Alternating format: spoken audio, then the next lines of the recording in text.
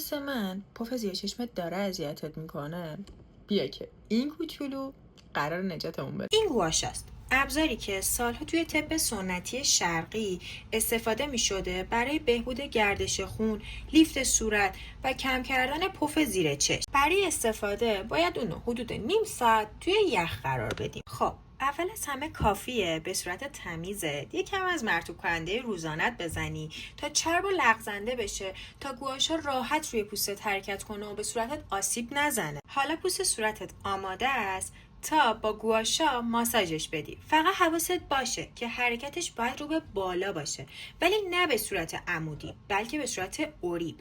این حرکت برای فرمدهی فک عالیه. این یکی حرکت رو میتونی برای لیفت چشم و ابروت استفاده کنی. خب رسیدیم به حرکت مورد علاقه من.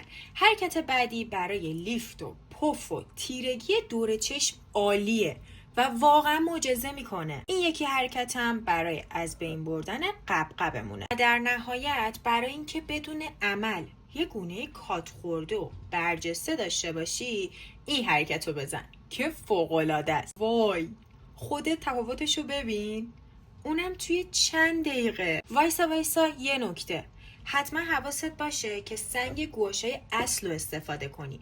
الان مال من سنگ رز کوارتزه. حواست باشه اگه سنگ گواشات اصل نباشه به پوست صورتت آسیب میزنه ها. مطمئنم اگه استفادهش کنی عاشقش میشی، چون من یکی عاشقش شدم.